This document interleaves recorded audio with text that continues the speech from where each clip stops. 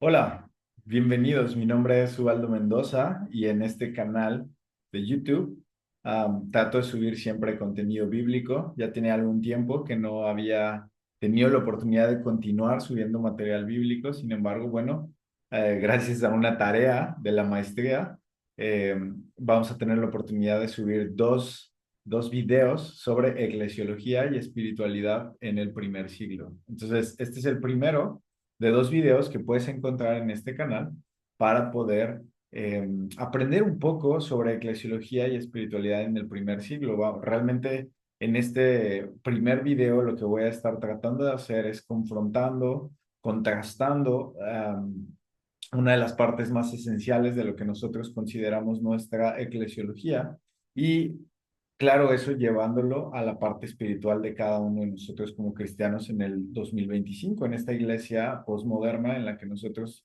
tenemos la oportunidad de vivir, convivir con otros cristianos y que obviamente siempre una de las premisas que de alguna manera nosotros como iglesia tenemos es que somos parte de esta iglesia que inicia en el primer siglo, que inicia obviamente con el ministerio de Jesús en Hechos, ¿no? Bueno, el ministerio de Jesús en los Evangelios y luego inicia en Hechos con la predicación de Pedro en Hechos 2 y que de alguna manera pues ha sido un remanente en cuanto a instrucción, en cuanto a vida, en cuanto a forma de vida, en cuanto a obediencia de los mandamientos que Jesús enseña e instituye en el pacto de la gracia y que de alguna manera nosotros entendemos que somos parte, obviamente, junto con esa iglesia, porque solo hay una iglesia, ¿no? Dice Pablo en Efesios. Entonces, de alguna manera, la iglesia de Cristo siempre ha tenido en mente esta correspondencia con cuando nosotros leemos las escrituras del Nuevo Testamento con la iglesia del primer siglo. Y vaya, este podcast, este video, trata precisamente de que de alguna manera veamos, conozcamos un poco más acerca del contexto de la iglesia del primer siglo. Ahora, no voy a tratar los temas tan profundamente porque hay muchísimas cosas que podríamos aprender sobre eclesiología y espiritualidad del primer siglo, sobre el contexto de la iglesia del primer siglo. Hay muchas cosas alrededor de lo que estaba sucediendo en ese momento, de la diferencia entre el mundo en donde ellos se desenvuelven y el mundo en donde nosotros nos desenvolvemos, nada más por iniciar, por ejemplo, a manera de darte un ejemplo de lo que estoy diciendo, la diferencia tan abismal entre estar en un mundo en donde hay un imperio, el imperio romano en ese momento, que conquista al mundo en donde la iglesia se tiene que, o que ya tenía conquistada cuando llegó, cuando sin la iglesia se instituye, que ya tenía conquistado al mundo, al pueblo, a las diferentes ciudades o poblaciones cercanas a Jerusalén, que es en donde, que son geográficamente en donde se desenvuelve obviamente el crecimiento, los inicios del crecimiento de la iglesia y que se esparce por Europa, pero que también obviamente eran parte del Imperio Romano, un mundo en donde hay esclavitud, un mundo en donde hay opresión, un mundo en donde los diferentes poderes están en una pelea terrenal y en ese momento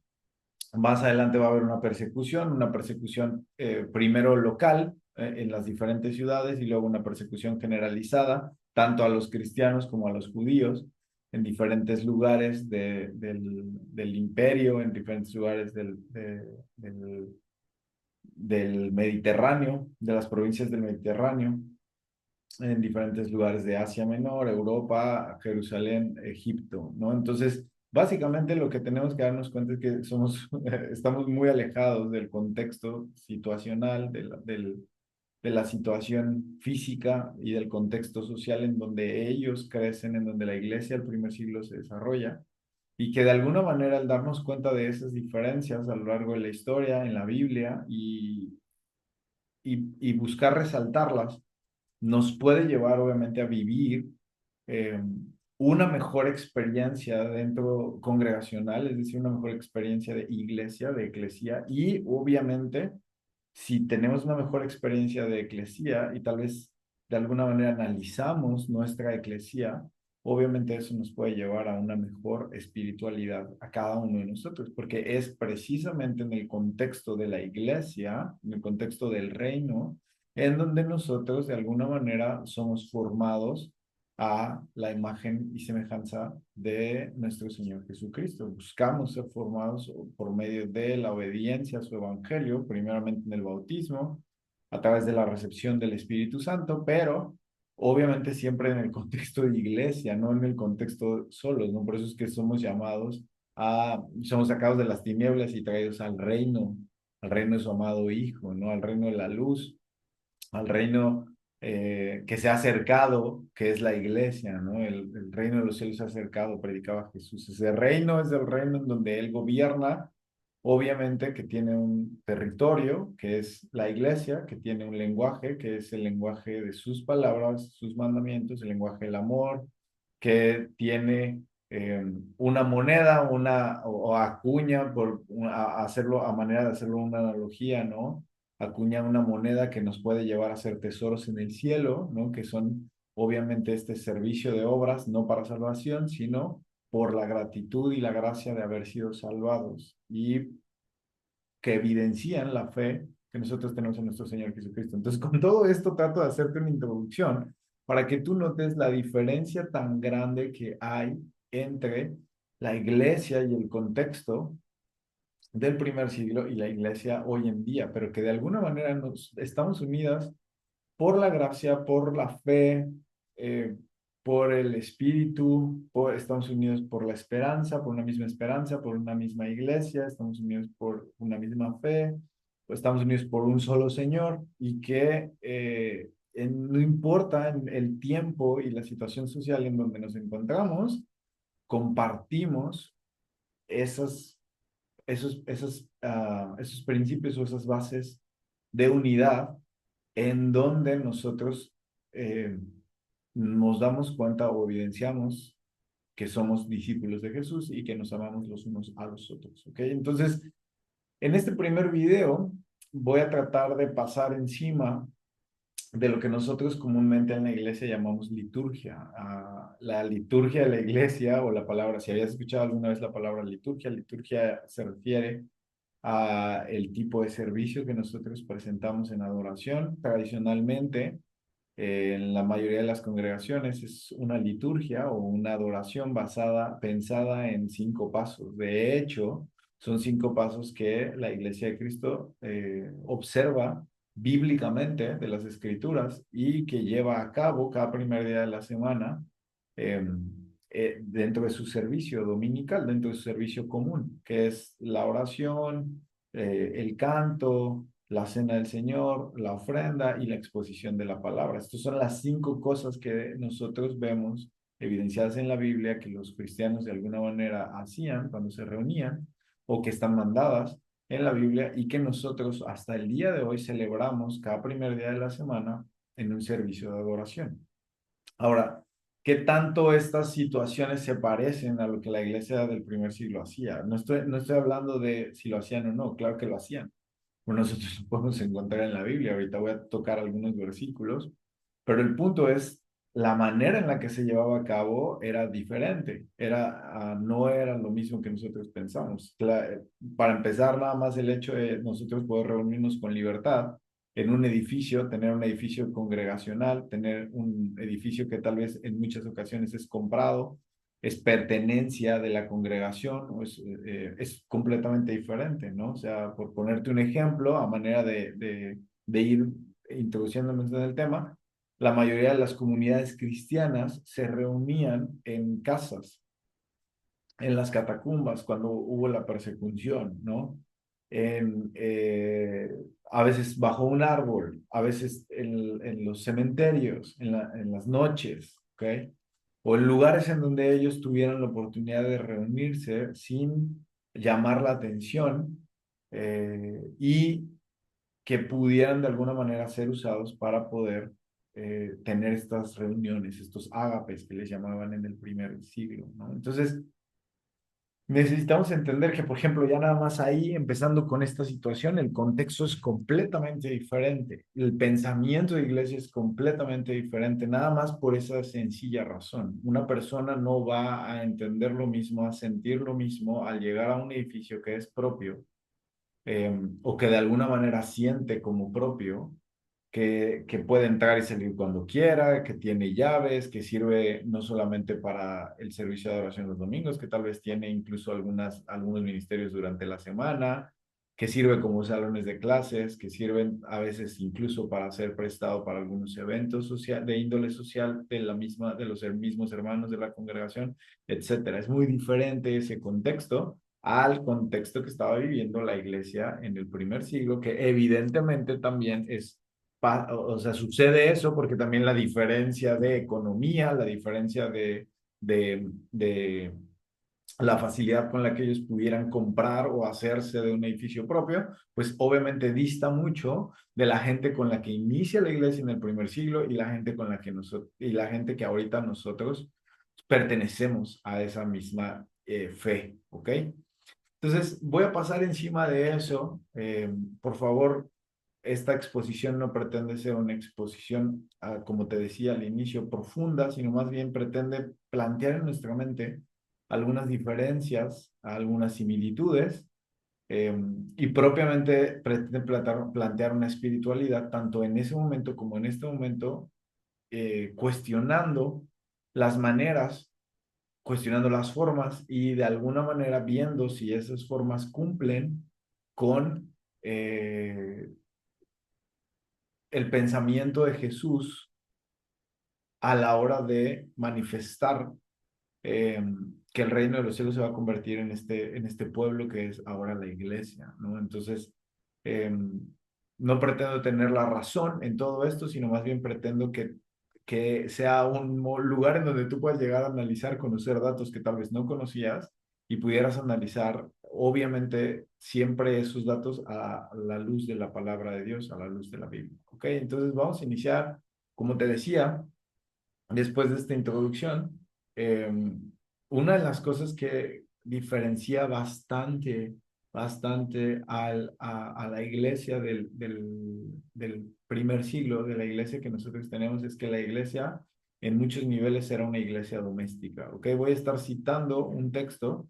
Hay muchos textos nuevamente que podemos citar, ¿no? Sobre todo de patrística, como lo conocen algunos, o de historia de la iglesia en el primer siglo, entre ellos escritos de los padres de la iglesia, como les llaman algunos, o de los discípulos, de los apóstoles que tomaron liderazgos importantes en la iglesia cuando los apóstoles ya no estaban.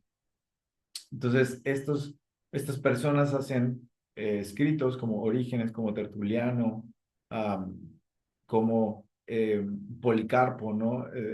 Como los relatos de los mártires del primer siglo, en donde nosotros podemos de alguna manera alcanzar a darnos cuenta de algunas situaciones que se vivían en la iglesia, aunque el propósito muchas veces de esos escritos no es explicar exactamente cómo eran esas situaciones, de alguna manera esos escritos evidencian ciertas prácticas, ciertos hábitos que tenía la iglesia del primer siglo. Ahora, yo voy a estar basando la mayoría de el apoyo de un texto que se llama La Paciencia, es un libro de Crader, eh, y tú puedes encontrarlo, puedes leer, se llama Alan Crader, La Paciencia, y habla precisamente de cómo la iglesia del primer siglo, a través de ser pacientes, a través de convertirse y de mostrar sus hábitos que ellos entendían como parte de su función cristiana del día a día, pudieron generar ese evangelismo que caracterizaba el movimiento cristiano y que nos llevó a todas estas comunidades cristianas alrededor del Mediterráneo, en Europa, y que obviamente a lo largo de la historia eso fue el inicio de lo que hoy conocemos como el cristianismo, ¿ok? Entonces, algo que por ejemplo nosotros encontramos en la página 167 de este libro, quiero leértelo Te voy a estar citando en algunos momentos este texto. Como te decía, tú puedes buscarlo, leerlo. Te animo a que lo hagas. Es una lectura muy interesante. Y más si eres un estudiante de la Biblia, un estudiante de los contextos, que busque estudiar acerca de los contextos del primer siglo. Bueno, este texto te va a ayudar muchísimo, ¿no? Y eso lo vamos a estar casando con algunos textos bíblicos. Um, Crader dice en la página 167, por ejemplo, Cesarea Marítima, Orígenes, daba catequesis en una gran iglesia doméstica que parece haber ocupado la mayor parte de un edificio de viviendas. ¿Ok? Ahora, como yo te decía, el propósito de esta lectura en este momento no es hablar acerca de que ellos se reunían en un ámbito doméstico. Él está hablando acerca de la catequesis que se daba, es decir, la instrucción que se daba a las personas que querían ser añadidas a la iglesia, que escuchaban el Evangelio. ¿Ok? Eh, a veces nos espanta este término, ¿no? Catequesis, porque lo relacionamos, o catecúmenos, o porque lo relacionamos con la tradición católica, lo relacionamos con otra fe. Sin embargo, el término es usado o es tomado o es usado correctamente para hablar de una instrucción que nosotros llevamos, ¿ok? Eso significa, no es propiamente, quiero buscártelo para que tú estés tranquilo, no es propiamente un término usado mucho en la Iglesia de Cristo, sin embargo, tampoco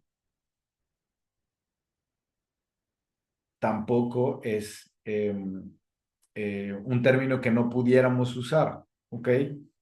Um, la palabra catequesis viene del griego catequeseis, que significa acción de instruir mediante viva voz, ¿ok? Entonces, claro que es más usado este término en la Iglesia Católica, sin embargo, no, es un término griego. Nosotros usamos bautismo, ellos también usan la palabra bautismo, la palabra bautizo, nosotros también usamos la palabra bautizo. Claro que la manera, por ejemplo, de llevarlo a cabo evidentemente no es la correcta. Nosotros vemos que la Biblia habla de el bautizo como una acción de ser enterrados en agua completamente, sumergidos completamente, ¿no? Pero el simple hecho de usar el término no nos hace apóstatas o no nos hace de alguna manera como contrarios a la instrucción, a la doctrina del Señor, nos hace contrarios a la doctrina de la Iglesia de Cristo, ¿ok? Entonces, de hecho, creo que es una muy buena palabra tomada del griego para nosotros hablar específicamente de la instrucción que se usaba para llevar a las personas a Cristo, a conocer de Cristo, porque al igual que nosotros lo hacemos hoy en día, cuando una persona te expresa que quiere ser bautizado, que quiere conocer de Dios, lo primero que hacemos es darle una instrucción. Ahora, tradicionalmente ellos tenían un tipo de catequesis, nosotros tenemos muchos libritos, ¿no? Tradicionalmente en la Iglesia de Cristo. Déjame, por favor, no te vayas, ¿no? Pero déjame mostrarte algunos que son muy tradicionales.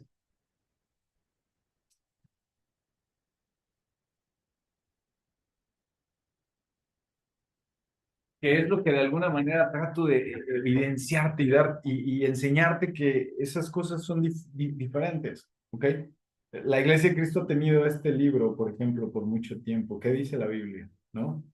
Ah, hay otro libro que dice que el cristianismo en marcha, ¿no? Si estás viendo este video y eres eh, parte de la Iglesia de Cristo, seguramente conoces estos recursos, tal vez este no, este es un recurso un poquito más de instituto, Panorama de la Biblia, ¿no? Curso de estudio, ¿no? Y es una línea eh, del tiempo, es una línea de tiempo sobre, desde Génesis hasta Apocalipsis, ¿no? Entonces tú la puedes ver, no vamos a repasar a estos materiales porque ese no es el punto del podcast, pero quiero que te des cuenta que así como nosotros tenemos estos materiales, así como nosotros desarrollamos el plan de evangelismo, ¿no? Así como nosotros desarrollamos los 5 pasos del evangelismo, ¿no? De nuestro plan de evangelismo, del plan de salvación que le llaman algunas personas, o oír, tener fe o creer, arrepentirse, confesar, ser bautizado y perseverar en la palabra. Así como nosotros tenemos eso, hay en el primer siglo un equivalente de la instrucción que se tenía que llevar a cabo con las personas que conocían a Jesús, que no es la misma que nosotros usamos. Claro, ¿ok? No quiere decir que ellos no oían, no quiere decir que ellos no oían ni después era predicado, pero piensa en la historia de Felipe con el eunuco etíope.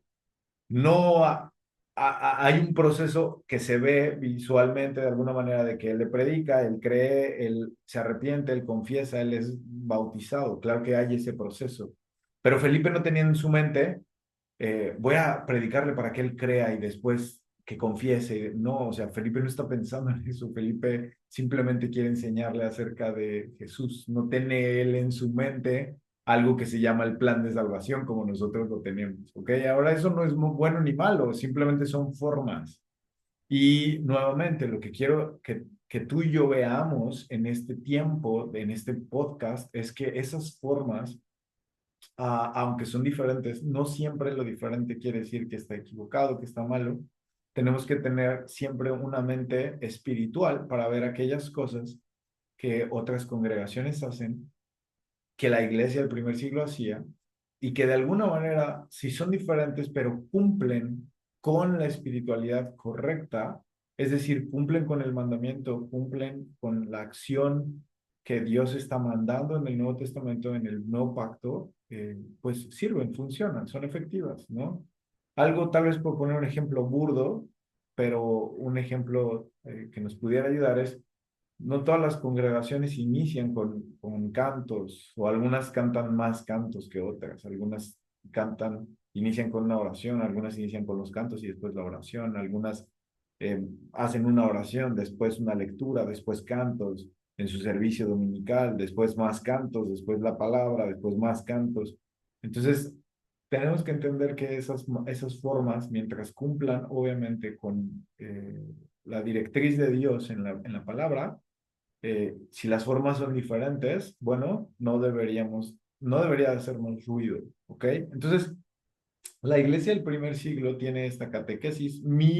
La finalidad, como te decía de este video, no es entrar en las cosas que ellos enseñaban, porque de hecho no hay mucho material sobre exactamente qué es lo que enseñaban. Lo que sí podemos leer, por ejemplo, en este libro de Crader y la paciencia, es que ellos se preocupaban mucho más porque la persona que iba a ser bautizada expresara la vida de Cristo, es decir, expresara la ética y moral cristiana, que porque tuviera memorizados versículos, por ejemplo, ¿no? Entonces, tal vez eso sí es algo para pensar. ¿Por qué ellos les preocupaba más que los catecúmenos expresaran una ética y una moral a la altura de los cristianos que morían por su fe, que vivían de acuerdo a la enseñanza de Jesús, que cargaban la milla extra, que recorrían la milla extra, que volteaban, que ponían la otra mejilla, que no trataban de salirse con la suya en los negocios? ¿Por qué ellos estaban más preocupados? Porque esta persona que apenas iba a iniciar una relación con la iglesia antes de ser bautizada pudiera expresar este tipo de moral y entendiera perfectamente el tipo de vida, el costo de esta vida que ahora estaba tomando la decisión de formar parte de esta vida, ¿no? Entonces es algo para pensar. Um, Te decía entonces que en este sentido la iglesia del primer siglo también tiene sus formas. Y, por ejemplo, una de las primeras cosas que nosotros vemos en la liturgia cristiana es los cantos. Vemos cantos en Mateo 26 al 30, por ejemplo, en donde vemos que Jesús celebra la cena del Señor. Tengo aquí la Biblia. Déjame ir a este versículo, Mateo 26, rápidamente.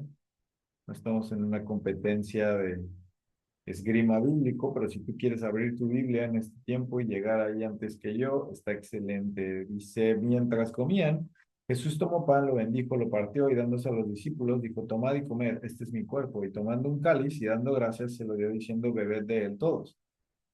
Que esta es mi sangre del Nuevo Testamento, que será derramada por muchos para remisión de los pecados. Yo os digo que no beberé más de este fruto de la vid hasta el día en que lo beba con vosotros, nuevo en el reino de mi Padre. Y dichos los himnos, salieron camino del monte de los olivos. ¿Ok? Algunas versiones dicen, y después cantaron himnos y se fueron al monte de los olivos. Entonces, los cantos son una parte que nosotros consideramos bastante importante, porque a través del canto a capela, ¿no? Expresamos nuestro amor, nuestra adoración a nuestro Dios, ¿no? Vemos que Jesús en su predicación decía, porque el Padre busca adoradores que le adoren en espíritu y en verdad, ¿ok? Y una manera de adorar es a través del canto. La adoración no solamente es canto, pero el canto es una manera de adorar. Entonces, y obviamente tiene que ser en espíritu y en verdad, porque nuestro corazón, nuestra boca puede estar cantando, pero nuestro corazón puede no estar adorando de la manera correcta. Como te decía, adoración no solamente es canto, pero el canto expresa el amor, expresa la adoración que nosotros podemos de alguna manera dar, ¿no? Y estos cantos también son parte de la iglesia del primer siglo. Déjame ir. La iglesia del primer siglo tenía algo que nosotros, que Kreider, en su libro La Paciencia, identifica como el hábitus, el hábito, ¿no? Los hábitos que ellos tenían como parte de la iglesia del primer siglo. Dice, por ejemplo, en la página 153, dice que uno de esos hábitos era alabar y dar gracias a Dios. Dios que resucitó a Jesús de la muerte está actuando en los cristianos. Pueden ser pacientes creyendo que en Él todo es posible, que nada de lo que ellos puedan hacer es urgente. La paciencia brota de la alabanza al Dios que lleva firmemente las riendas de todo lo que sucede. ¿Por qué es importante el canto? ¿Por qué vimos que el canto era importante en la iglesia del primer siglo y por qué nosotros hacemos canto? Bueno, el canto no solamente evoca amor. Cuando tú cantas, generalmente, por ejemplo, entre las parejas, nosotros podemos ver que las parejas que se llaman se cantan, se llevan serenata, por ejemplo, ¿no? Y el llevar serenata a una persona, de alguna manera trata de expresarle que tú amas a esa persona, o es un símbolo de que amas a esa persona. Entonces el canto evoca amor, el canto evoca también otro tipo de esperanza, dependiendo de lo que estés cantando, ¿no? En la iglesia, el canto habla acerca de las verdades de Dios, de las virtudes de Dios, y cantar con tus cuerdas vocales, cantar con nuestra boca, de alguna manera también puedes alcanzar a ver que es intencional.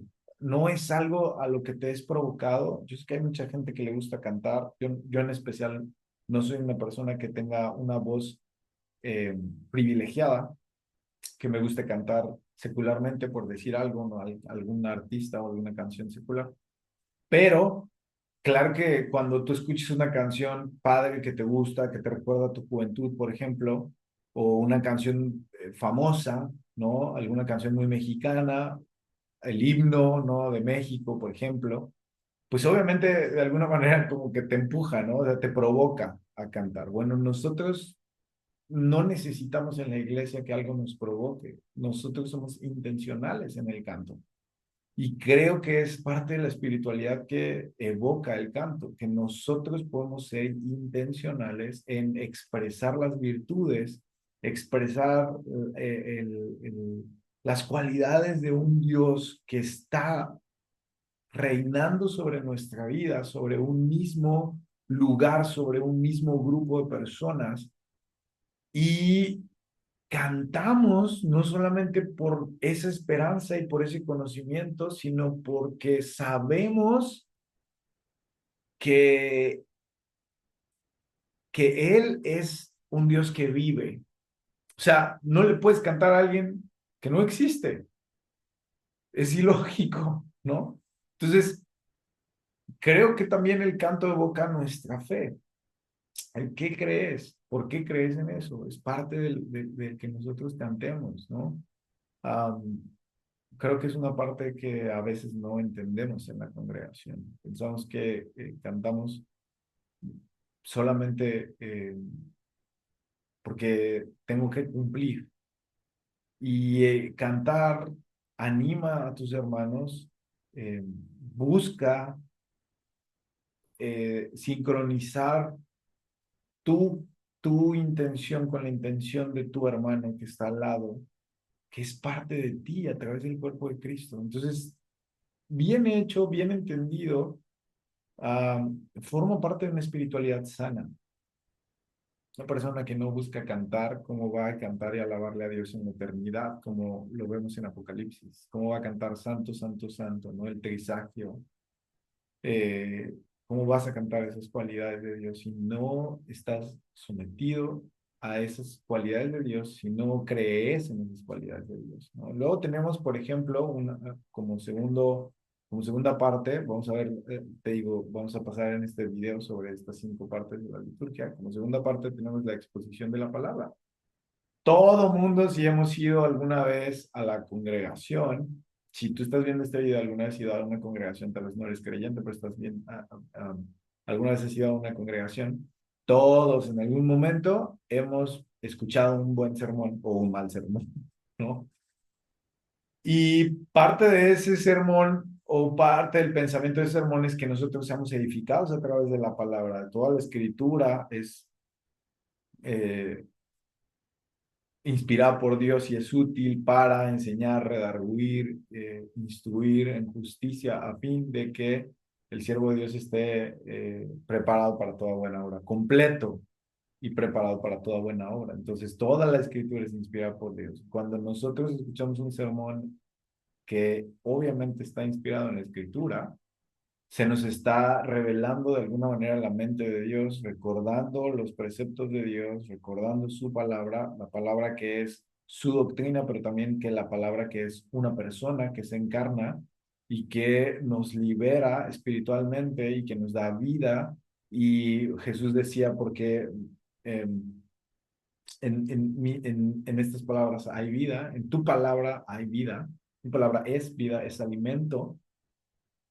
Porque cuando nosotros ayunamos y meditamos en la palabra de Dios, eh, comeremos de la palabra de Dios, no solamente de pan vivir el hombre, sino de cada palabra que procede de la boca de nuestro Dios. Eso se refiere que la palabra es nuestro alimento, un alimento espiritual. Entonces, claro que la exposición de la palabra es algo que vemos desde el primer siglo, pero la manera en la que se exponía la palabra en el primer siglo es completamente diferente, ¿no? Por ejemplo, déjame leerte unos aspectos de esto tomados de Crater. Ah, aquí está. eh, Memorizar textos, por ejemplo, era importante para ellos.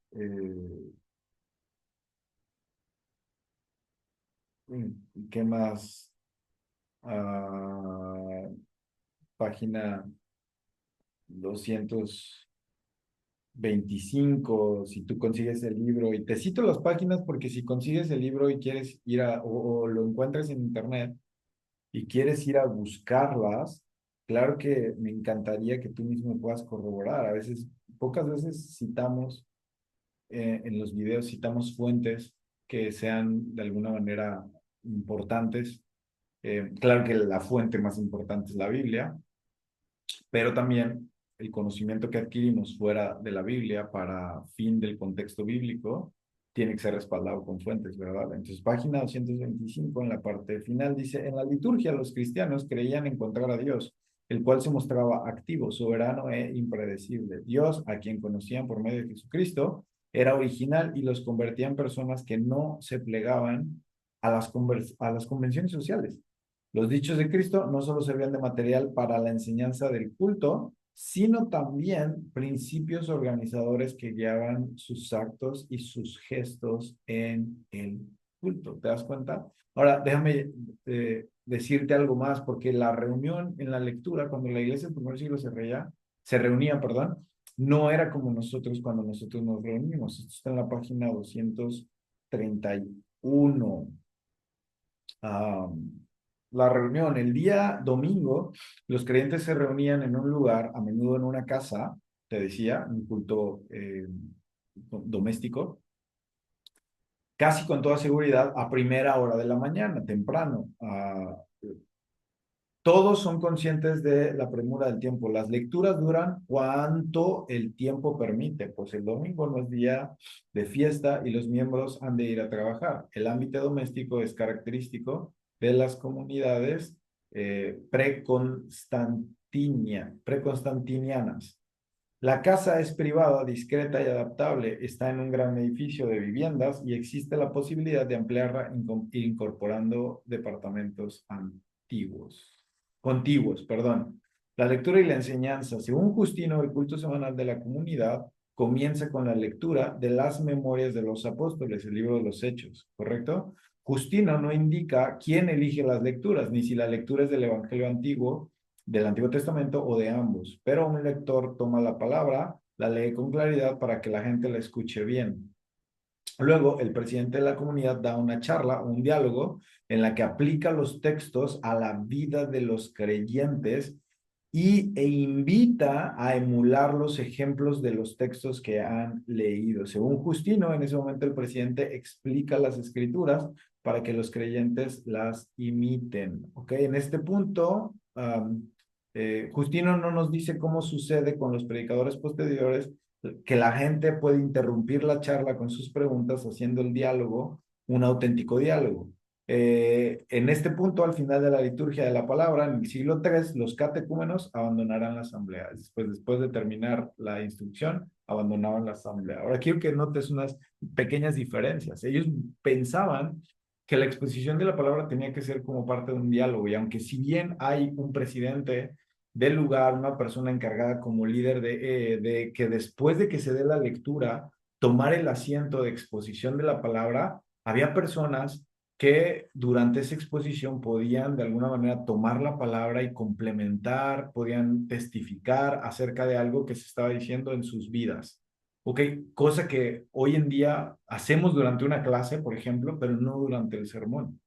El sermón es más como un monólogo que nosotros hacemos. Ahora, esto es nuevamente, es situacional, ¿no? En ese momento funcionaba, era parte del crecimiento de la iglesia el que muchos hablaran. De hecho, no solamente lo vemos en la historia bíblica con Justino, ¿no? Que nos está citando Crader. Déjame leerte 1 Corintios 14, 29 al 31. Dice de la siguiente manera, este es Pablo escribiéndole a los Corintios su carta. Ahora, nuevamente, Pablo está escribiendo a los Corintios, no quiere decir que todas las comunidades cristianas eran así, porque obviamente Pablo está arreglando algunos asuntos en la iglesia de Corintio que son o atañen a la iglesia de Corinto, aunque las cartas son ejemplo para todas las iglesias, ¿no? Pablo les decía, cuando terminen de leer una carta, mándenla a la otra iglesia. Dice el verso 29, cuanto a los profetas, que hablen dos o tres y los otros juzguen. Curioso, que hablen los profetas dos o tres. O sea, si hay más de una persona que puede hablar en la iglesia, que tiene instrucción, que tiene conocimiento, que hablen. Y si hablando uno, otro que esté sentado tuviere una revelación, cállese el primero para que el otro hable, porque uno a uno pueden profetizar todos a fin de que todos aprendan y sean exhortados. Pablo no estaba peleado con la idea de que no fuera un monólogo, de que más personas se expusieran durante un sermón. Entonces es probable, de acuerdo a lo que hemos visto, que en las iglesias del primer siglo no teníamos estos sermones tan elaborados de una persona exponiendo como un monólogo, sino más bien teníamos una lectura bíblica que después llevaba a un diálogo entre muchas personas en donde muchos de ellos exponían lo que había sucedido en sus vidas en testimonio de lo que acababan de leer en la palabra, y además se trataba de exponer el cómo aplicar ese conocimiento que acaban de leer a sus vidas. ¡Qué hermoso! Hoy no pensamos que pudiéramos ser así. Ahora, obviamente también, Pablo, por ejemplo, al final de esta lectura, de este capítulo que te estoy leyendo, que es el capítulo 14, 1 Corintios, nos dice que todo se haga decentemente con orden, ¿ok? Situacionalmente en ese momento funcionó, puede ser que hoy no funcione, porque hay iglesias tan grandes que darle la palabra a más personas sería un caos y ya no sería un orden, y eso tal vez no sería bueno, ¿ok? Y, por ejemplo, en el capítulo 2 de esta serie de videos vamos a tener a un doctor, no te quiero decir quién es, de interpretación bíblica, que me dio la oportunidad de entrevistarlo. Va a hablar también un poco acerca de esto. Entonces, nuevamente, son formas diferentes, pero ambas deberían de expresar una espiritualidad correcta. ¿Cuál es el propósito de que ellos hablaran, de que más de una persona hablara? ¿Cuál es el propósito de que se expusiera la palabra? Porque el centro de la exposición de la palabra es la vida que se ha creado en nosotros. Nosotros somos transformados a través de la palabra personificada en Jesús, de la palabra encarnada. Entonces, el centro de lo que se encarna de la acción divina es Cristo, que es la palabra de Dios, que es el logos de Dios. Y ese logos ahora vive en nosotros por medio de la instrucción bíblica. Esa es la importancia de que tú y yo honremos la exposición de la palabra. Cuando una persona se sube a exponer en el púlpito y nosotros decimos, qué aburrido, va a exponer un hermano que no es tan bueno exponiendo, pero si ese hermano habla de la Biblia, es una persona que de alguna manera está trayendo la palabra de Dios a nosotros. Y nuestra actitud no debería de ser esa. Entiendo perfectamente que hay personas que tienen don para eso. La misma palabra dice, a algunos les dio el don de ser maestros, a algunos les dio el don de profetizar o predicar, a algunos les dio el don de evangelizar. Yo entiendo que no todos tenemos ese don, hermanos, pero la actitud con la que nosotros tomamos la acción de la persona que está subiendo es lo que evidencia mi espiritualidad, no lo que él hace.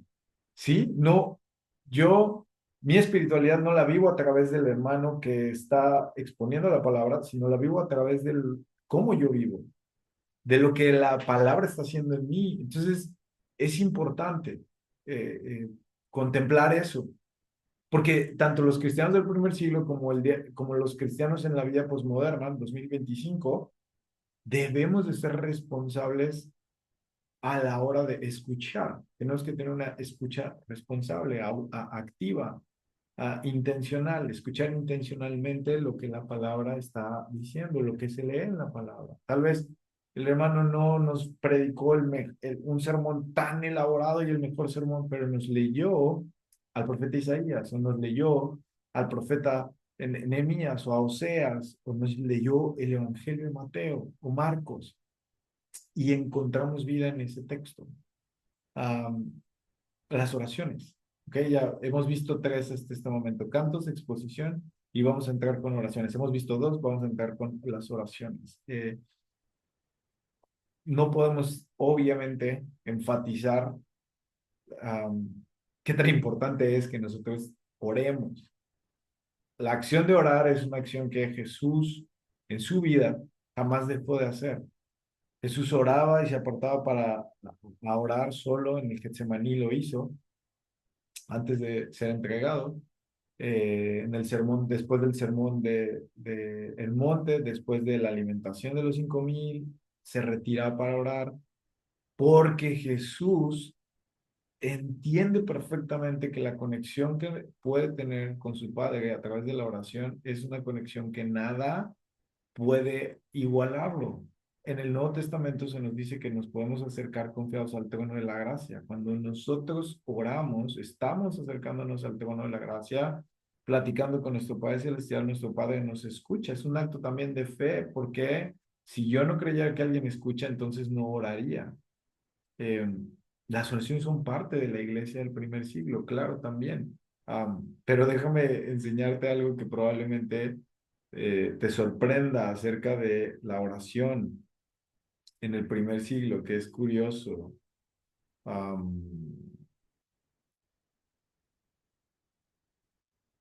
Déjame regresar allí.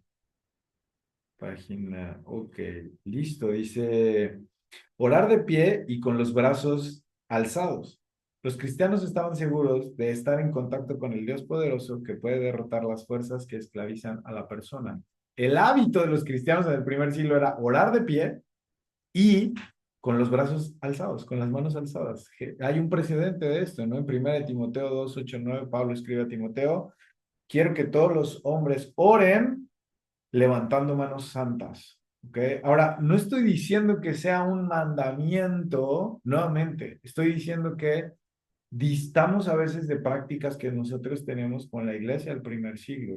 E incluso yo he escuchado gente que condena el hecho de que las personas oren de esta manera.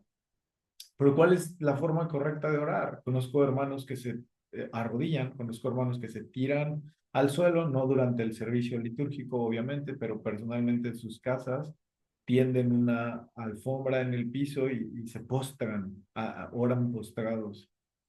Eh, y a veces somos muy críticos con esas situaciones, hermanos. Y la iglesia del primer siglo, probablemente si tú y yo hubiéramos entrado en la iglesia del primer siglo, tal vez nos espantaríamos de la manera en la que ellos oraban o de la actitud tan ferviente que tenían en este momento de oración. Entonces, hermanos, algo que debemos de entender es que, unas manitas levantadas, algo que tenemos que entender es que parte de el que nosotros aprendamos a vivir una espiritualidad correcta es entender por qué hacemos lo que hacemos.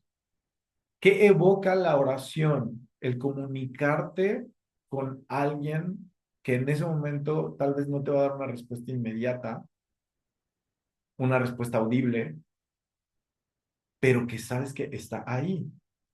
Algo como el video que estoy haciendo, ¿no? O sea, no hay una persona que me responda de manera inmediata, es un video pregrabado, entonces vas a verlo más adelante y tal vez puedes interactuar en los comentarios, que me encantaría que me pusieras tus comentarios acerca de esto, pero no hay una interacción eh, eh, instantánea y aún así sé que va a haber personas que interactúen con el video, que por lo menos lo vean. Lo, Nuestra oración tiene ese mismo carácter, es una analogía. Evoca nuestra fe en que somos escuchados. Esa era la espiritualidad de la iglesia del primer siglo, esa debe ser nuestro entendimiento de lo que hacemos espiritualmente cuando oramos, ¿no? Bueno, quiero apurarme un poco la ofrenda. Es un acto que nosotros hacemos muy seguido. Dice Crader que uno de los hábitos que ellos tenían era donar dinero para la caja común. Los cristianos contribuyen de forma voluntaria a un fondo común, poniendo de manifiesto y encarnando su fe en que los pobres importan, que compartir constituye un valor fundamental. Compartían con los pobres de la iglesia y compartían también con los pobres fuera de la congregación. Y a veces, hermanos, hemos sido muy enfáticos en que no podemos usar eh, fondos de la ofrenda para ayudar a otros que no son de la iglesia, porque la ofrenda es para los santos. Claro que la ofrenda es para los santos. Primeramente para los de la familia de la fe, la casa, claro. Eh, pero no quiere decir que no podamos expresar nuestro amor y misericordia, ¿no? Porque misericordia quiere y no sacrificio, dice la palabra de Dios. Primera de Corintios 16:2 habla de que cada primer día de la semana los cristianos, los creyentes ponían algo aparte según hubieran prosperado, dice Pablo, ¿no? Ok, hagamos eso. Cada primer día de la semana ponemos algo aparte, de acuerdo a lo que hemos prosperado, ofrendamos. Y un pensamiento muy bonito que es un pensamiento que aprendí de un maestro aquí en la congregación en Piedras Negras, Coahuila, era que no, pensamos muchas veces en diezmar y cuando pensamos en el diezmo del Antiguo Testamento decimos, bueno, yo debo de diezmar más bien, yo debo de ofrendar una cantidad mayor al diezmo porque mi pacto es mayor al pacto del Antiguo Testamento. Y este maestro me decía, eh, puede ser si tú tienes la intención en tu corazón, pero el entendimiento espiritual tal vez un poco más correcto es que todo lo que nosotros somos es una ofrenda para Dios. Ya no estamos, o sea, en el Antiguo Testamento se pedía una cantidad, porque de alguna manera esa cantidad simbolizaba a lo mejor las primicias de tu vida como cristianos vemos a la iglesia dándolo todo. No hay nada que el cristiano se reserve. Piensa en Bernabé, dando su heredad. Piensa en Hechos 2 después de la predicación, dice, y todos tenían todas las cosas en común y nadie tenía más unos que otros y el Señor añadía a la iglesia a los que habían de ser salvos. Piensa que estos hombres entendieron su ofrenda como algo en donde ellos podían darse a sí mismos con todo lo que eso, con toda la extensión de la palabra y no solamente dar una cantidad, sino darse a sí mismos, mi carro, mi casa, mis dones, mis habilidades, mi mente, mi conocimiento, es una extensión de lo que la iglesia puede recibir por gracia, porque yo pertenezco a la iglesia. Esa es mi ofrenda. Todo lo que yo soy, porque dio todo lo que tenía la viuda pobre que traía dos blancas, dio todo lo que tenía. Esa es la espiritualidad correcta, no el que es que yo me tenía que preparar antes de llegar a la iglesia. Claro que nos tenemos que preparar antes de llegar a la iglesia. Hay gente que llega y quiere cambiar con todos los hermanos sus billetes grandes porque no traía para dar su ofrenda, no venía preparado, ¿no? Y no estoy diciendo que eso sea correcto, lo que estoy diciendo es que el hecho de que yo ya haya cumplido con eso no quiere decir que tengo la espiritualidad correcta detrás de la ofrenda porque no he entendido lo que significa entregar mi vida al Señor, morir en la cruz, seguir la vida de sacrificio de Jesús como ejemplo de ir a la cruz. Jesús subió a la cruz para enseñarnos que nosotros también podemos subir a la cruz, no que nosotros no debemos de subir a la cruz, no en el sentido de castigar tu cuerpo para ser más santo, sí en el sentido de eh, entregar tu vida como vida antigua y ahora vivir una vida de servicio, de amor hacia otros, a pesar de lo que esas personas pudieran hacerte, de tus enemigos. Por último, la cena del Señor, que tal vez es uno de los temas centrales nuestra liturgia. No digo que sea el más importante, solo digo que es uno de los temas centrales en donde Jesús se da a sí mismo, dice, porque este es mi cuerpo, este pan por vosotros hoy es partido en mi cuerpo que va a ser entregado por vosotros, ¿no? Y este jugo de uva es la sangre de Jesús, ¿no? Um, no estoy diciendo ni estoy apoyando la, um, la doctrina de la transubstanciación, que es una doctrina que inicia en la Iglesia Católica mucho tiempo después del primer siglo, de que eso se convierte y que si tú lo comes, te abren el estómago y literalmente van a sacar sangre y carne de humano. No, no estoy hablando de eso, pero sí de que Jesús dijo que Él se daba a través de esos elementos, a través del pan, a través del vino, y dijo que Él se da porque eso es su sangre y eso es su cuerpo. No dijo que representa, no dijo que simboliza, no dijo que es una alegoría de lo que es su cuerpo, no dijo que es una imagen de lo que es su cuerpo, no, dijo que es su carne y es su sangre. Y Jesús se da a través de nosotros, perdón, Jesús se da a través de la ofrenda a nosotros, a través de la cena a nosotros. En el primer siglo, dice Crader, comer juntos la Eucaristía y las comidas. Los cristianos comparten la mesa como una nueva familia. ¿Sabías que la mesa en el primer siglo es un símbolo de hermandad, amor, perdón? No puedes compartir tu mesa con un extraño, no puedes compartir tu mesa para sentarte a comer con una persona que no amas, ¿no? Entonces, la mesa es un símbolo importante en el judaísmo, la mesa es un símbolo importante en el cristianismo del primer siglo, la mesa es un símbolo importante para Jesús, porque incluso sentó a la mesa a su enemigo, aquel que lo entregó. Hechos 27, ¿no? Reunidos el primer día de la semana para celebrar la cena del Señor. Lo hacían cada primer día de la semana. Pero también vemos que Pablo habla de los abusos a la cena, en donde no se esperaban en las comidas y luego cuando llegaban a la cena del Señor no se esperaban unos a otros, no contemplaban unos a otros como cuerpo de Cristo, ¿no? y luego habla acerca de comer indignamente la cena del Señor en esa misma carta, ¿no? O sea, el que no considera el cuerpo de Cristo está comiendo indignamente, ¿no? Y las implicaciones espirituales de eso son muchísimas. Hay veces que decimos nada más es que en ese momento no debemos de pedir perdón. Yo pienso que si lo leyemos detenidamente, va más allá que eso. Claro que no es un momento para pedir perdón, estás recordando lo que Jesús hizo por ti, pero también estás recordando que eres parte de un cuerpo, porque ese cuerpo es el cuerpo que por nosotros fue dado, pero también el cuerpo en el que nos hemos convertido en la resurrección de Cristo por medio de la fe. Es decir, somos ahora el cuerpo de Cristo, eh, que es la iglesia, que es este reino en donde se vuelve realidad el reinado de Dios en la tierra y que manifiesta las bondades y las virtudes de aquel que nos llamó de las tinieblas a su luz admirable y que del cual en gloria somos transformados hasta adquirir su altura, hasta ser a la altura del varón perfecto, dice Pablo.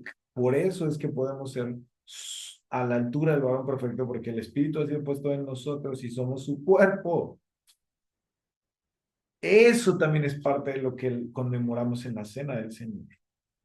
Y a veces no contemplamos todo eso. Ellos no solamente se reunían para celebrar el ágape, sino que además tenían comidas en donde comían juntos. Y a veces hoy la iglesia no entiende que el juntos, la unidad es importante a la hora de pensar en Jesús dándose acá congregante.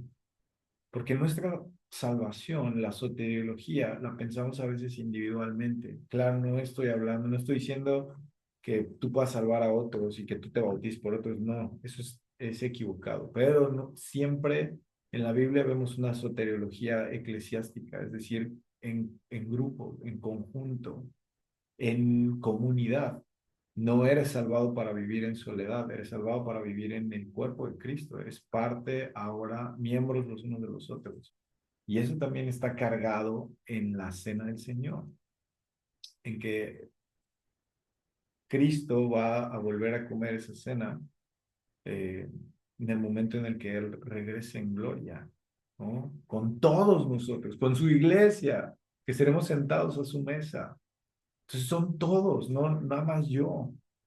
Eh, Esto es parte de lo que nosotros vemos en la iglesia el primer siglo. Quiero terminar leyéndote precisamente algunos otros hábitos: memorizar textos, asistir a los pobres, los enfermos y los cautivos, donar dinero, bueno, eso ya lo leímos, surtir los almacenes de comida y ropa de la congregación para que otros puedan ir a tomar comida o ropa, alimentar a los necesitados, discernir cuidadosamente. Los cristianos deciden aspectos de la cultura a los cuales decir que sí y a los cuales decir que no. Practicar la castidad, ser sinceros, a, apostar por acciones que contrarresten la conducta impaciente. Los cristianos no toman represalias, no abortan, no abandonan a los hijos, no matan, no asisten a espectáculos sangrientos. ¿Cuál sería el equivalente de los cristianos que en el primer siglo se aislaban de los circos romanos, del Coliseo romano, en donde mataban a otros cristianos o en donde gladiadores se peleaban y había mucha sangre, era muy violento?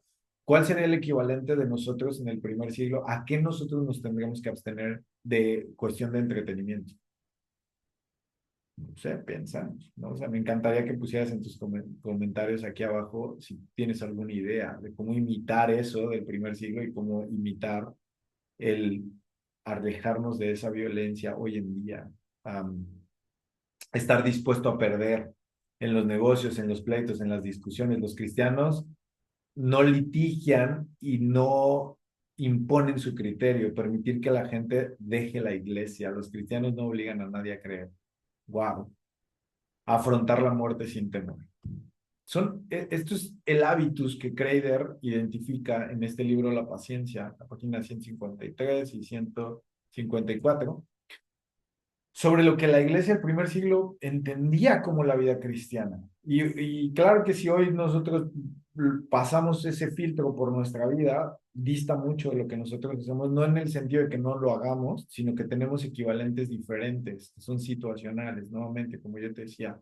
Y eso no nos hace menos eh, creyentes, no nos da una fe menos sana, no nos da una fe menos fuerte, pero sí creo que el no conocer esa historia nos pudiera no comprender de dónde venimos, de dónde viene nuestra fe, cuál es esa am, raíz que viene desde el primer siglo hasta el día de hoy, y cómo nosotros podemos ser imitadores de tal vez de las acciones de esta iglesia que está imitando a Cristo, que está tratando de imitar a Cristo, así como Pablo decía, sean imitadores de mí como yo de Cristo. Pablo estaba tratando de imitar a Cristo en su vida, nosotros también tratamos de imitar a Pablo. Decía Pablo, imítenme a mí ahora, porque la mirada, hermanos, de la iglesia y de la espiritualidad siempre es que Cristo sea formado en nosotros, que volteemos a ver a Cristo, no a una iglesia por hablar del lugar,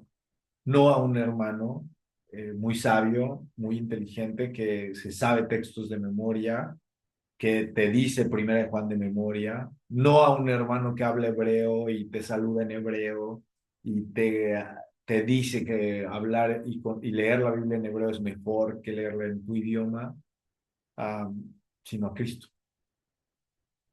Creo que ese es el punto principal.